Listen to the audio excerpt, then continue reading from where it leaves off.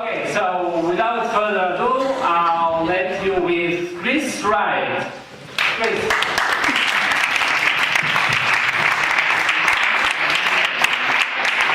Okay, thanks very much, Alex. He stole my line. I actually told him when I originally recruited Alex for Toastmasters that it was a sect, full of sex actually, and that's why he came. Right, I know you just had lunch, so you're probably all about to fall asleep, so I'm going to get you to stand up, and I'm going to ask a series of questions, and those who answer the question can then sit down. Okay, so if you can stand up. Claudia, Emma.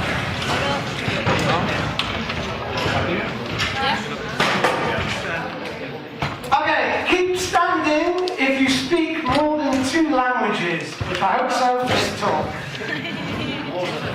More than 2. More than 2? Okay? More than 3 languages, or 3 or more languages. Keep standing. If not, sit down. Okay? If you've got family in more than 2 or more countries, not including Spain, keep standing. If you've got family, si tenéis familia en más de 2 países que no incluye España. Sí, directa, indirecta, lo que sea. Lo que considera la familia.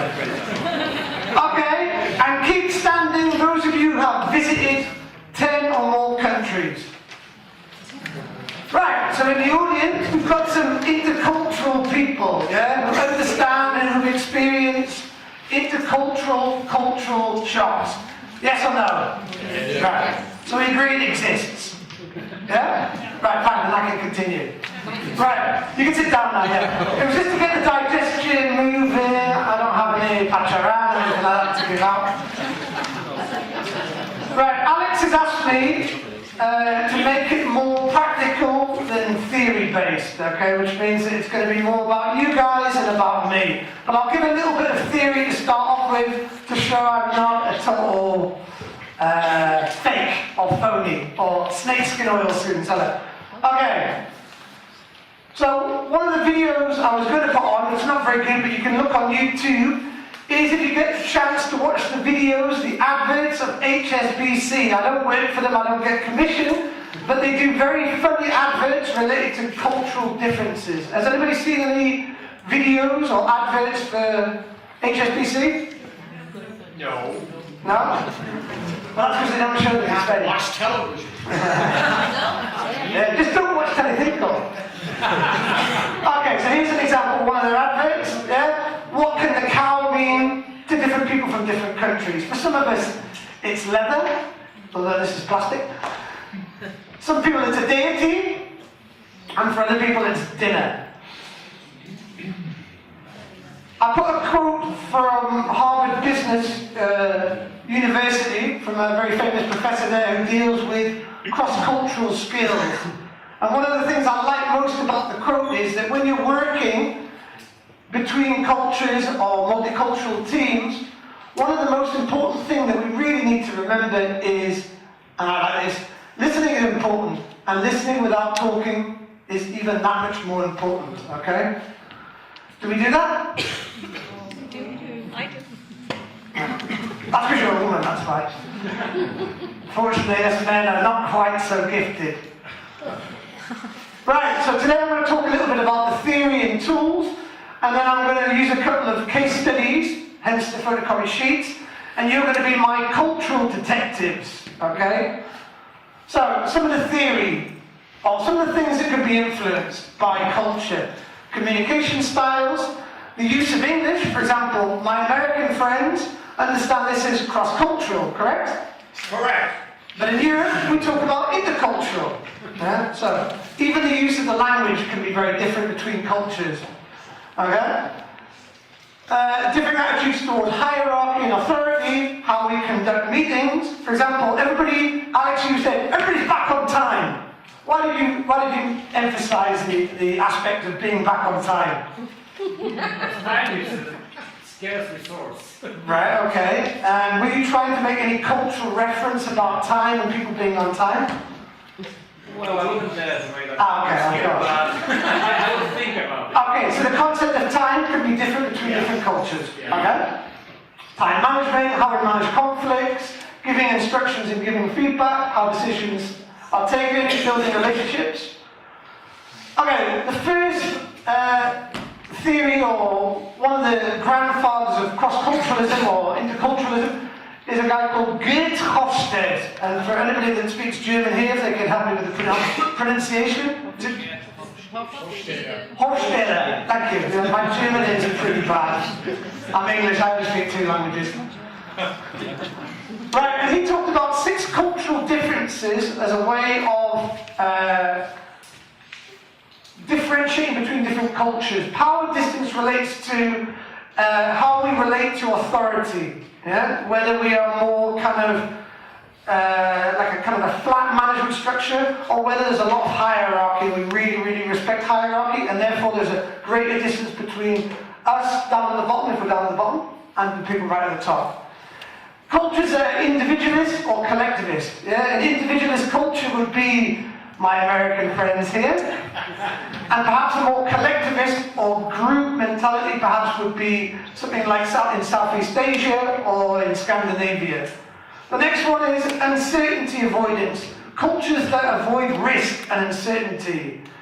And you'll see, I'll put up a table and you'll see all the index. And the number 1 country that Geert Hofstede ranked for the country that most didn't like risk or avoided risk was Greece at number 1.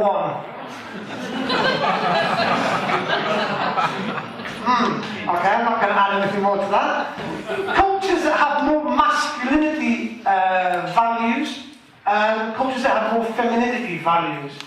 Then we have long-term orientated versus short-term orientated. Okay? And I'll put some examples of some countries. I'll move quite quickly because otherwise I don't want people falling asleep.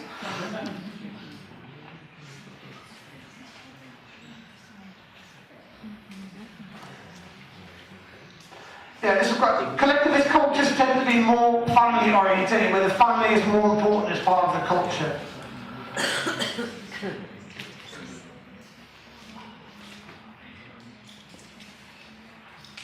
Okay, so these are the 6 cultural dimensions of Hofstede. And he did a survey of about 25,000 individuals from different countries, and this was how he came on his 6 cultural dimensions that stood out. And you'll see that, as I said, Greece is number 1 for uncertainty avoidance. Right, the next thing. The Lewis model. This is a lot more easier. This is one of the ones I recommend because for visual people, for visual learners, it's an easier one to remember, and you can use it with teams or with people that you work with, and it'll be easier to remember. I've made this deliberately small, not because I'm evil and because I want you to have eyesight problems. It's because I want you to try and guess where your country is. So here we've got multi-reactive. Here we've got linear active, and at the top we've got multi-active. And see, these are some of the characteristics of each one. So, do we have any Spanish people in the audience? Yes. I had to ask. Right, so, what do you think? Spanish culture, Spanish. Are you multi-active, linear active, or reactive? Okay, hands up for linear active. 2, okay, that's good. We're moving forward. Hands up for reactive. Okay, and then hands up for multi-active. Yes, and the answer is multi-active. Okay, let's try a different one. Anybody from any countries very far away? Me? Yeah? Argentina. Argentina. My wife's Argentinian, that's why I said that. Okay, Argentina is quite similar to Spain. I'm looking for a different... The US. The US. Okay. What do you think the US is? Linear active, multi-active, or reactive? I would say linear active. Yes. And the answer is... Yeah, linear active. I'm very close to it, yeah? As with the UK. So, for multi-active, we have a lot of Spanish-speaking countries, except Brazil, obviously being Portuguese. Yeah. Linear active, we have Northern Europe and Anglo-Saxon countries, although Australia seems to be moving further that way, I don't know why. And then we have a lot of Southeast Asia. Ooh. Yeah, okay. That's what happened to the last. Okay. Okay, well, what are some of the characteristics? Linear active people like to do things one at a time, what they call monochronic. Yeah? Multi-active people tend to like to do many things, polychronic things at the same time. So when you're in a meeting, they've got many, many different things going on. Does that happen? No, it doesn't, does it? Yes, it can happen. Okay? And if you're ever working with people from Southeast Asia, especially if you come from a multi-active culture, we tend to have a lot of dialogue in Spain, yeah? People talking at the same time, interrupting, talking, interrupting, yeah? Don't do that with people from a reactive culture because it's more of a monologue.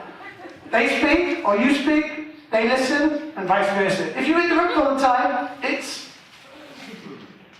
Any ideas? Good? Bad? Yeah, very bad, yeah. Consider quite rude, and that you're not really respecting them. Right, the next thing. I'm moving quite quickly, so I'm hoping you'll keep up with me. But I've been told to move it quickly so that you don't get bored and fall asleep. Right, low context versus high context cultures. This was a guy by Edward T. Hall, who was a social anthropologist, very famous. And he talked about people that come from low context cultures and high context cultures. Basically, high context cultures would be considered like Japan, where the context of the situation, you know, Japanese people, is there any Japanese people here? Oh, yeah, anybody know quite a bit about Japan? We're close to Japan. Okay, so how many different types of bows are there? It depends. It depends on? It depends on the person you're talking to. Yeah, and their rank, yeah? Yeah. Yeah, so that's an example of high context, yeah? There's a lot of things that we are trying to understand from the context, yeah?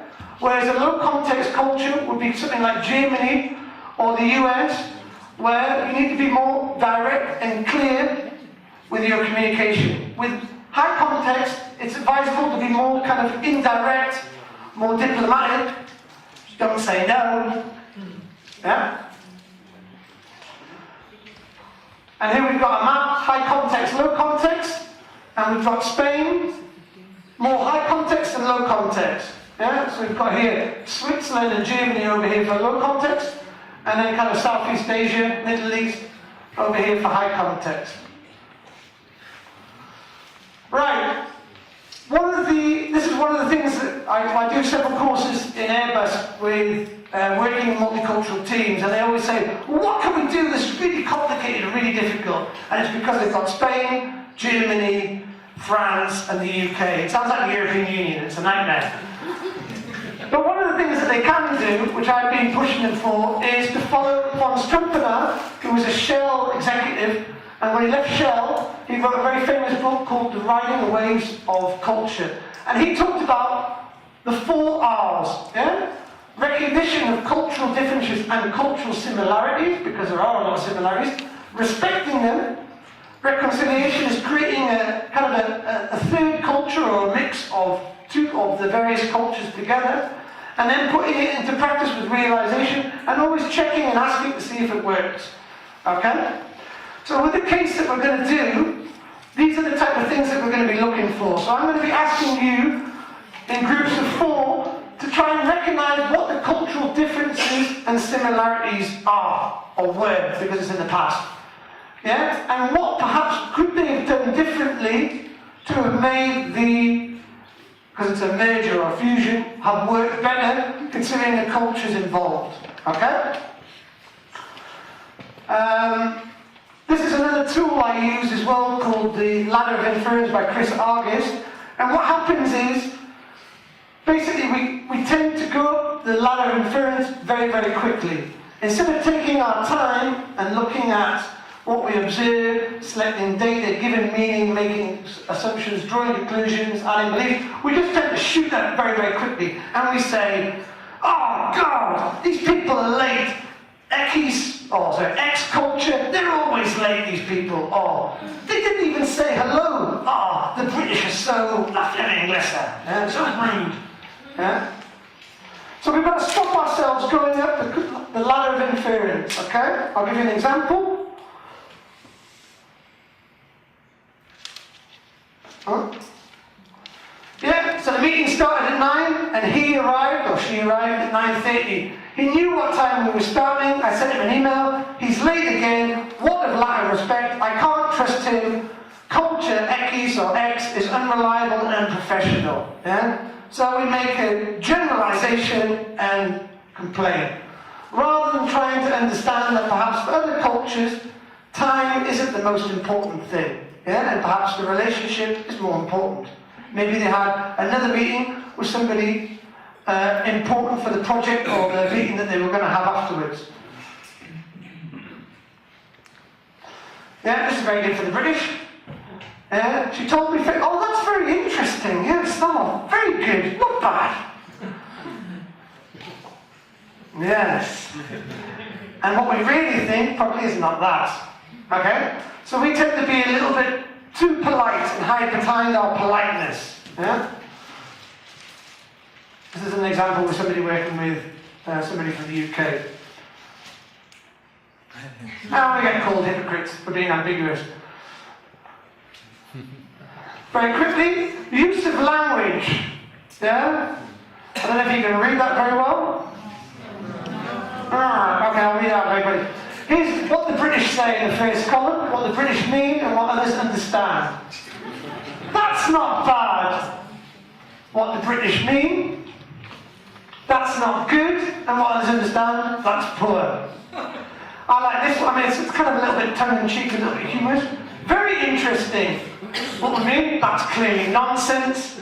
And then people thinking, oh, they must be impressed with me. This is something you can find on the internet. Yes, we get criticised for being ambiguous and not as direct and clear as we should be. Right, we're going to move on to the cases very quickly. Alright, I've got two cases quickly to give you a feel for it, and then I'm going to get you to work in your groups of 4. Okay? So we've got a French multinational, and it's to do with putting in a purchasing system all around the world. And the French global purchasing director visits all the subsidiaries. I'll let you read it.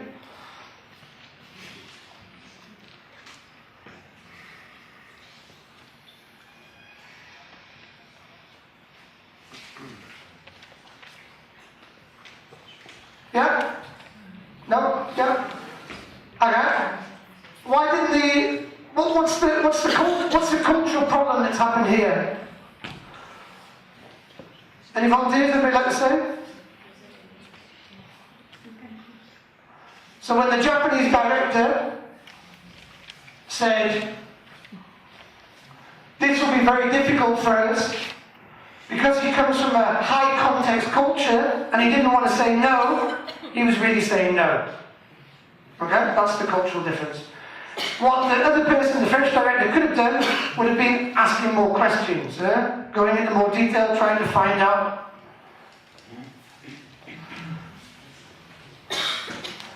This is two multinationals, an American multinational and a Swedish multinational that were competing for a Mexican government infrastructure project. And what went wrong and what went right and who won. So this is what the Americans did and what they did wrong.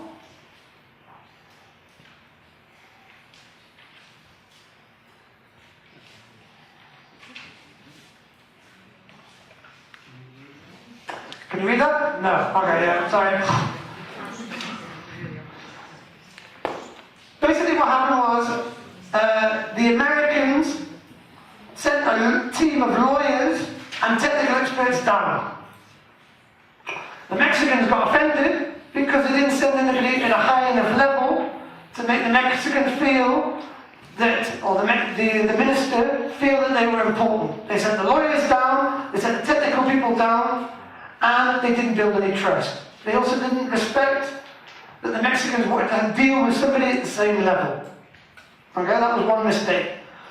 Yeah, they also didn't take into consideration that one of the most important things in Mexico, being a multi-active culture, is that the relationship is more important. To develop the relationship in the beginning, and then go into business. They went business first, and then we'll build a relationship. Okay? They also didn't take any Spanish speakers, or native Spanish speakers, and they pushed hard on the timelines, and the Mexicans got a bit annoyed with the constant focus on time. What did the Swedish do? Well, the Swedish multinational learned from the errors and the mistakes. They chose their team very carefully. They took a president, a director who spoke fluent English, Spanish, and probably Swedish, German, tend to speak a lot of languages. Yeah? And they went first to build up the relationship, okay? And it's somebody at the same level. Okay? They also adapted to the rhythm of the Mexicans. So it was a kind of more of a general meeting rather than talking about business straight away. Okay? So they concentrated on building the relationship first rather than going straight into business. Yeah? They spent a whole day getting to know their counterparts in the Ministry of Infrastructures. The meetings and negotiations were run flexibly, not looking at time all the time, Alex? Alex? Not looking at time all the time? If you're timing me. Yeah, it took a little bit longer, but they both, 1 month later, they both signed the agreement. They went back and forth a little bit more, and they made the Mexicans feel important. Right, we're not going to do this one. So, in your groups of 4, if you can put yourselves into groups of 4, so that you can speak to each other a little bit, read your case study. The case study is about the merger between between a German company and an American company. Okay, listen up. What I want you to do is to identify what the cultural problems were, so what were the cultural differences, what were the cultural similarities, okay? And then secondly, what they could have done differently to have made the relationship work, okay? I'll give you I'll give you 10 minutes. 5 to 10 minutes.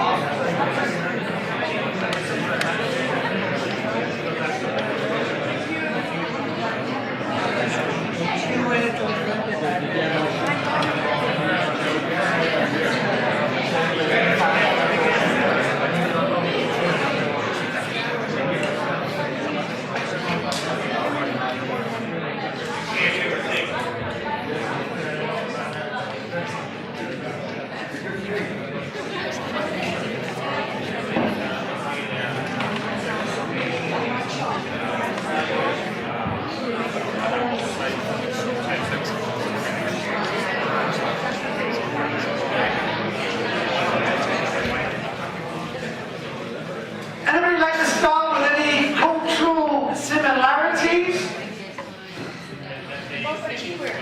Both achievers? Yeah? We focused on the cultural differences.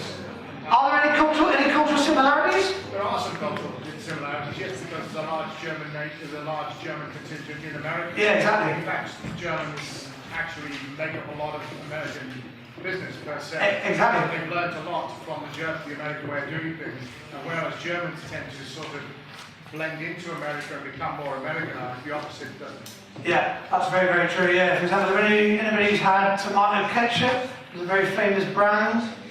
Heinz, yeah, it's German. Yeah, exactly, yeah. But that's very, very true. Yeah? Alright, any cultural differences then? Have you been basic?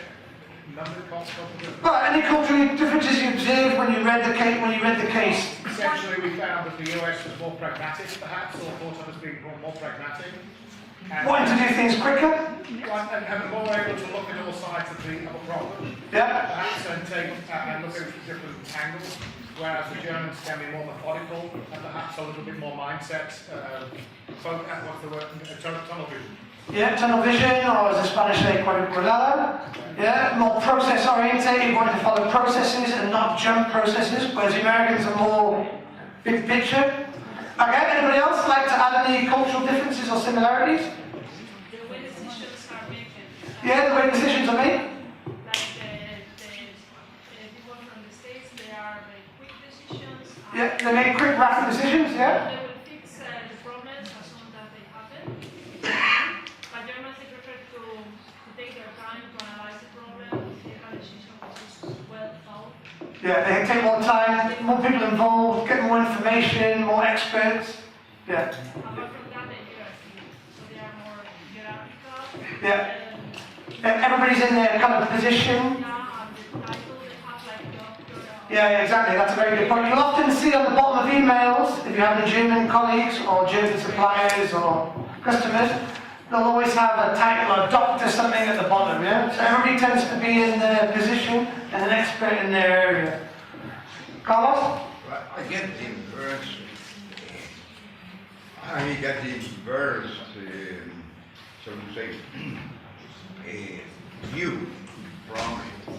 I get the view that the Germans, because they are so hierarchical oriented, they tended to look at each other more equally than the Americans. Consequently, the Americans respected and obeyed more the specialists. Consequently, their decisions were quicker. I don't know that I totally agree with that, but... Are you following me? The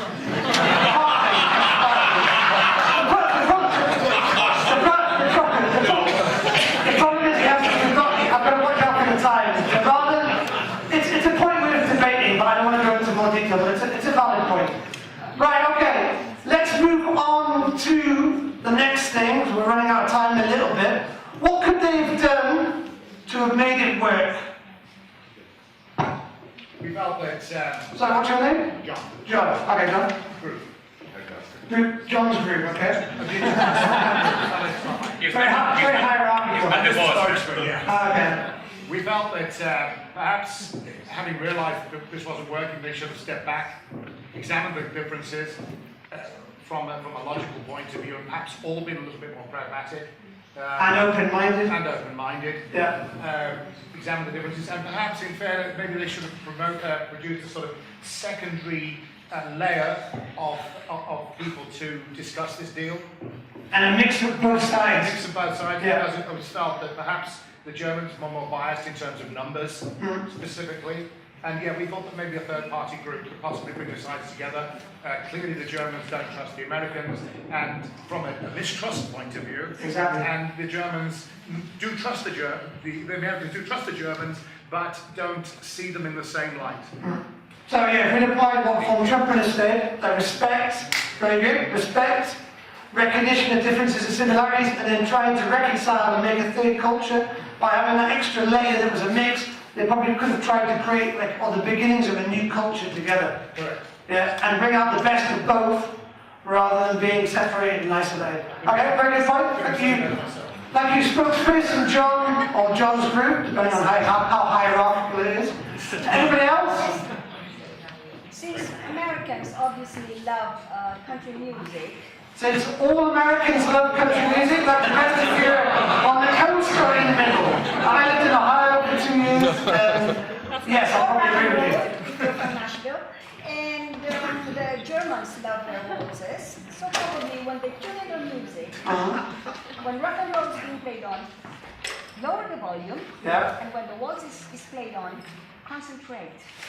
So when Alright. American speaks, so, because they're direct, you don't have to go to the president sometimes, CEO, but just give them the Okay, but you make a very valid point in the sense that if they'd spent time to get to know each other and see what cultural things they have in common, it would have brought them closer together. The problem would have been that they drank German beer or American beer.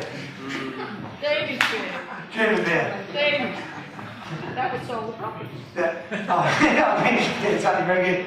Yeah, but by trying to understand, spending a bit more time in the beginning to understand each other's cultures, they come together a lot more as well. Okay, so it's a very valid point. Okay? Yeah, I think a think tank would work for them. Kind of what John was saying, maybe like a committee or something or a group together. Establish a think tank and then introduce everything that they've come up with, cultural differences. Focus more on cultural differences rather than ideas of the executive. Yeah. And probably if they've had training and somebody facilitating this as well, it would have helped them come together quicker and faster. Anybody else got any solutions or ideas? Could they have visited each other's countries a bit more? Yeah, sorry. No, I mean, at the basis of this lies actually not so much cultural difference, but the fact that they merged basically for reasons of pure greed. They were companies that were not compatible. Yeah, that's the true. Germans had a lot to lose in this because would you rather buy a Chrysler or a Mercedes? I mean, the prestige of the Mercedes brand was at stake. And so they, of course, had a distrust of the Americans. And that is a poisonous base, but it will never work no matter how much you try to overcome the cultural differences. The basis was wrong. Yeah, very true. Yeah. But unfortunately, how many mergers happen like that? Well, too many. Yeah, exactly, yeah. Exactly, yeah. But yeah, if they would have seen that there were better cultural fit in terms of the company cultures as well, the brand. Well, the needs of the company, the needs of the cultures that they were providing with. Chrysler was brilliant at the American market. Mercedes, Daimler, brilliant at the German market, and to some extent the worldwide market. It was trying to break into the American market, but in fact, at the expense of Chrysler. Yeah. And that's what created the conflict. Yeah, that's very true. Yeah. They could have also hired marketing consultants or consultants. Well, if they probably hired consultants, which they did, the consultants wouldn't have told them. But that's papering over the problem ultimately. It will always surface in the end. Yeah. Unfortunately, there's too many mergers like that happen, or too many acquisitions. British Airways and Iberia. I don't think that's a particularly good. Yeah. Okay, anybody else? It's a very valid point. I have one question for you. Okay, right. Let's start the questions and the answers. Were you involved in this one? Let's see how much money I've got. No, unfortunately not. No. I would have been. I've done quite a bit of work at Airbus and I've been privy to information as what's been happening between Iberia and British Airways, and they haven't really been applying a lot of, let's say, common sense things from culture, from business, to try and make the merger or acquisition work better. I actually have a friend who works for Banco Santander, and he went to London when they bought Abbey National, and he said basically he said in Spanish to me, he said, "Deal, you're lucky that I met you before I went. The English are pirates and something stronger," he said. Now he went there and he said, Abbey National thought they were buying Banco Santander. Right, any questions? Any other questions? Do you think Chrysler would have been happier with Tata of India? What was your name, sorry? Percy. Let's have Percy. Percy, do you think that's a good brand fit? Bear in mind, Tata own Jaguar, don't they? Do they own Jaguar, Tata? Every I know, but I think they own Jaguar, or they own Rolls-Royce or Jaguar. Jaguar. Would it be a good fit, Tata and Chrysler? They're far better quality than they're given credit for, Tata. Would it be a good fit? The buses down the coast, Marbella, Malaga, all the buses are Tata. And Right. Would it be a good fit from a business perspective? don't know them well enough. Okay. Tata's a massive crowd. Tata does everything from food to steel. Yeah, they're in everything, yeah. The communications there now. They're literally in everything. I don't know. Without Percy, my business consultant helping me. A good question. Anybody else? Just one reflection here. I think it's really important in companies to have multicultural already inside the company. Think about it, if the company already has, especially at top management, a multicultural environment, it becomes a much better company. It's not more flexible. Can work with other companies. More innovation, more ideas. In business with other companies, other countries around the world, the globe. Sometimes in these countries. Do you think that's happening? I think it happens in many new companies. But some old-fashioned companies that have a large history with lots of pride, that's more difficult. And especially in some countries, you see that top management is only from one country. And especially in family-run companies, it's quite difficult as well. With that history, yeah. Yeah. Very good reflection. Jose, no? Yeah. Thanks very much. Very good reflection. Another reflection is that in history it's proved success, but it's in this case it's not viable solution to have arranged marriage between each other's sons and daughters. Okay, I'm not going to enter that. I actually lived with two Indians when I lived in America, and one of their mothers used to send over a catalogue of brides to choose from, which was... It used to happen in the kingdoms, and you know what happens. It used to happen where? In the kingdoms? The kingdoms. Which kingdoms? Spain, every kingdom, you know, sister with no bad sister, but and that's where one... Is that where one... You have the stupid people, no? And that's where... Is that where one... That's why they got one... That's... Okay, is that where... Lucia. I was thinking of one and I look at that, okay. Okay? Do you think it's better to create something new? I mean, when you have two brands, you have two sides. If you create a new brand, you create absolutely something new. It's like Aragon and Castilla, you create the Spanish, something new, and everybody starts to work together.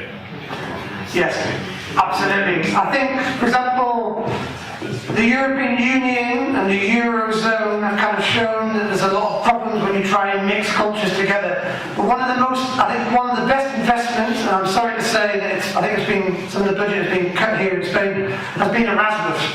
It's taken younger people, brought them together, and they've got a much more healthier view of Europe. Yeah. And where is Erasmus least done? In the UK. Or the old people. Well, if they're mature students, I don't know what the figures are. No, there are mature students that do it, but that's not totally true. I have a question for you. Up to which extent do you really respect the culture in such interactions? Regarding cultures in which, let's say, the personal relationship goes into what could be considered bribery, because you see... Are you speaking from experience from Bulgaria, Russia, and... Well, actually, I'm speaking out of experience for some other countries, but okay, let's keep it there. Okay. So the question is, how far should you contradict your ethics and your values? That's a question for you. As a corporate entity, I mean. Was it, which German company got found out recently? Was it? Siemens, yeah, the big scandal about Siemens, yeah? Do you think that's hurt Siemens' brand? No. No? Do you think Siemens employees... Because I was the only one who probably heard about it and other companies can't. Okay. Do you think Siemens employees would be happy working for a company like that? Do you think it would help morale, motivation, engagement, productivity? I think the opposite. I think, yes, they would. But if it has a bad scandal, they tend to sort of mindset it out. Yeah. It never happens. Okay. That's my view. Yeah. Okay. I'd like to think otherwise, but yeah, you're probably right.